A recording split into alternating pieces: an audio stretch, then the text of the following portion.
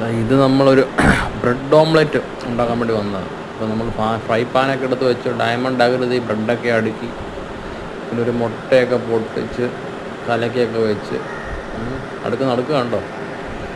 അത് കഴിഞ്ഞിട്ട് വന്ന് ഏത്തക്കയൊക്കെ വെട്ടി പീസാക്കി എല്ലായിടത്തൊക്കെ വെച്ച് വെക്കുന്ന ഓരോന്ന് അവിടെ ബ്രെഡ് ഓരോന്ന്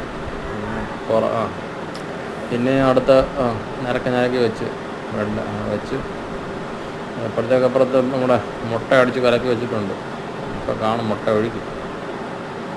മുട്ട ഒഴിക്കാൻ സമയമായി. മുട്ട ഒഴിച്ച് അടിപൊളിയാക്കി എടുക്കാനുള്ള സെറ്റപ്പിലാണ് നമ്മൾ പരിപാടി തുടങ്ങിയത്. എന്നിട്ടാണ് മുട്ട അങ്ങോട്ട് എടുത്ത് ഒഴിക്കാൻ പോവുകയാണ്. കാണുന്ന കാഴ്ച കാണും. കാരണം മുട്ട ഒഴിച്ച് വന്നപ്പോൾ ആകെ ഒരു ബ്രെഡിന് കൊണ്ടൊക്കെ മുട്ട കൊണ്ടുവന്നു. അവസാനം മുട്ട ഒഴിച്ച് കുളമായി. പിന്നെ അവസാനം നമ്മൾ തോരനുണ്ടാക്കുന്ന പോലെ ഉണ്ടാക്കിയെടുത്തു.